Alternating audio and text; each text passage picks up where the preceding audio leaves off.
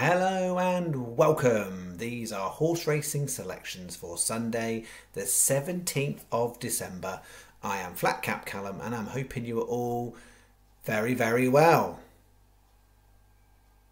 Oh yeah, not supposed to be here, am I? Not supposed to be here. So yeah, I said there wasn't any plans for a bonus vid, but I went through Sunday and basically my Irish sauce, who's usually very, very good. Weirdly, they do look a lot like my French sauce, different hats, and then my sauce in Dubai is also quite similar, and ultimately they do look a bit like my sauce for English racing too. His name's Terry. It's just a guy I know in the pub. But anywho, so yeah, I've got some great information, and yeah, I had a look through the cards, and yeah, I found five that I all at least shortest price 14 to 1, and I thought, do you know what? Maybe the week's not over. Maybe it was. Maybe I'm pushing my luck a little bit. I'm already down for the week. Maybe pushing out another £11 on a Canadian. Maybe that's not the right thing to do. None of the prices are massive. One of them was big, much bigger, and unfortunately didn't catch it quick enough from a channel perspective. It was one of them is 14s from 33s, but I had it about 9s, 10s. So there's not masses left in there, but I still was okay with it. So yeah, I got five horses. So I'm gonna do a bet.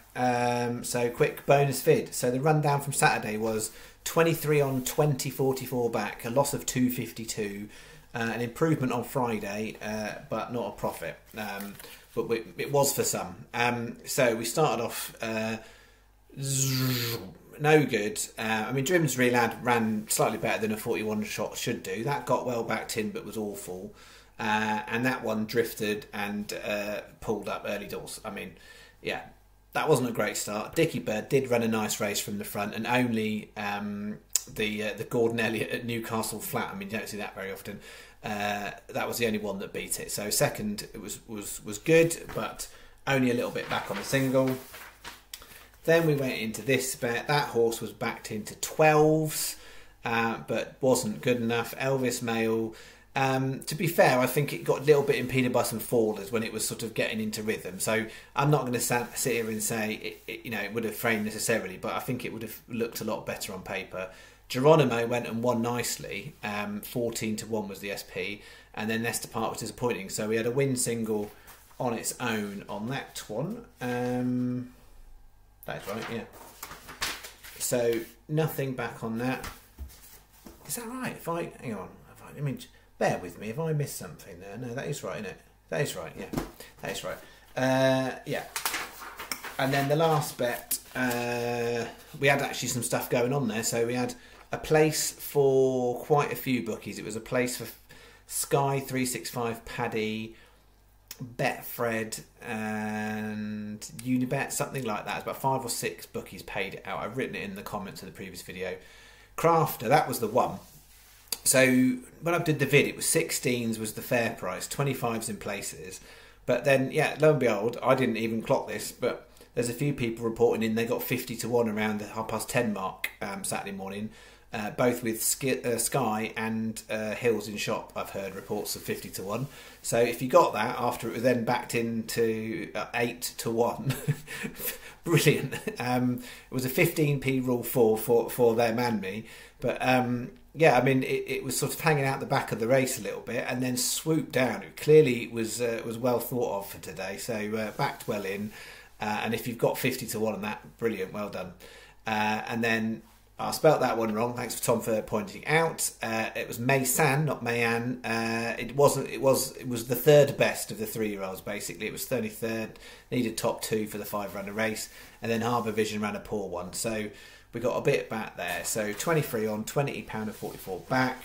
None of our guys have gone out in the darts yet, so nothing to report there. And Oliver Becker, he did get himself up to 7 under par through 8 holes, but then fell back a bit. So he's 4 shots from the places. So he's unlikely to make it in that top sort of 7 or 8 places. You never quite know. So I think it's going to be a bit of a similar case to the week before, where we had a player, but top 30, not sort of right enough in the frame. So that is that. I'll mention on Tips the League, I haven't done the full stats yet, but I can see, and I've already had a bit of conferring with Steve on this. Definitely seemed like a much more profitable week.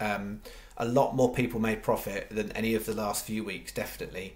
And I'm thinking, I haven't done the full stats, so I might be doing someone a disservice, but Mick Fenn did have a 10-pointer on a 14 to 1 winner, I think. So, what was it? Might be a 14 to 1, yeah. I think it was Geronimo, which was one of the channel picks. So I can't think that anyone's going to have beaten that. There was lots of other people on Geronimo, but smaller stakes. So thinking the provisional result is Mick Fenn may have come out on top for this week, but we'll see. But yeah, there was quite a lot of scorers, and not necessarily some of the regular scorers either. So it'd be interesting to see what the rundown looks like when we go through it on Wednesday night, and where that leaves the league table. Because yeah, as I've said on the vid, and Stephen said in the comments, it takes someone to put a 10-pointer on and get a decent price, and that looks like it might have happened today. So Sunday's bonus bet is this. This is what I've gone with. Remember, it's the Irish sauce. Hang on, no. It's very confusing when you get your sauces mixed up. Terry's my UK sauce, who looks like my Irish sauce. You never can give the name of the Irish sauce. That's really important. Never do that. 12.35. Navan. Park the Giant, 14 to 1. We got a little bit of value in that one. Then we're going over to, we got 3 then at Thurles. 12.50. Revel in Pleasure. It's a bit hard to read because it definitely was on the wane last year, but it does run well fresh, and it does run the track well. So we're going to take a chance that one's not lost even more oomph. Because if you go 2 seasons back, it was a very much better horse than it is now in terms of ratings.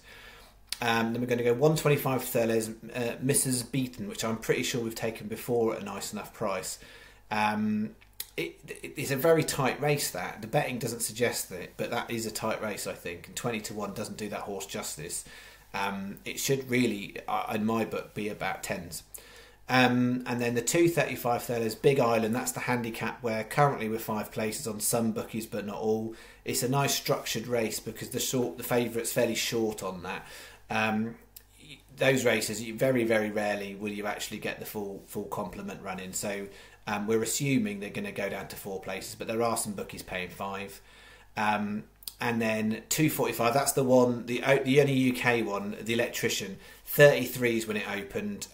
But yeah, that went very, very quickly, and it's still on the shortening, the Electrician at 14s. So 10p each way Canadian, so that's each way Canadian or Super Yankee. 40p each way double. I didn't write the circle there, but the double is Big Island and the Electrician. The circled horses are the double, so the last 2. So basically, the first 3 go down. We get the last 2 placed, we still make a very small profit. That's the way we've done it. And then we've got 50p each way singles on the whole, all 5 of them. The way I've written this is Sky Our Best. That is a trueness. So we've got legs 1, 3 and 5 are standard terms for 3 places, with the exception of, I think, Sky are 4 there. And then you've got Revel in Pleasures race 12.50. Sky, Paddy and Betfair are 4 places on that race. And then if you go the Big Island race, Sky 365, Hills 888, Unibet, Betway, Betfred are 5 on that one. Now I expect that to go to 4 places across the board. It'd be interesting to see if any of the bookies change their place terms. It's only going to take a non-runner to go there. So as it stands, the channel's got 4 and 5 there, but I think that may well possibly go down to 3 and 4 anyway. So Sky Our Best, then Paddy or 365, then Betfair probably 4th best, even though I haven't written it like that, and then the others 5th. So again, same as I said on Saturday, I'd be looking to avoid Corals, Labrooks for this kind of bet, for bet 1 that's not as advantageous. So bet 1, that is the bet. £11, that is it. All right, so that is the end of the week. So I'm not expecting any bonus videos, but I wasn't expecting them before. And that is the end of the week. So in theory, I'm back now Tuesday night. I hope you have a lovely rest of your weekend. Well done for anyone who's done well in the tips competition, because as I said, there is a bunch of you. We'll keep a speculative eye on Oliver Becker in the golf in the morning. And then, yeah, we'll just keep a watch out, I think, with the darts. I think Luke Humphreys, which is one part of the name the finalist bet, I think is tomorrow night. So we'll keep an eye on him for the darts. All right, thank you very much. That is me. Bye-bye.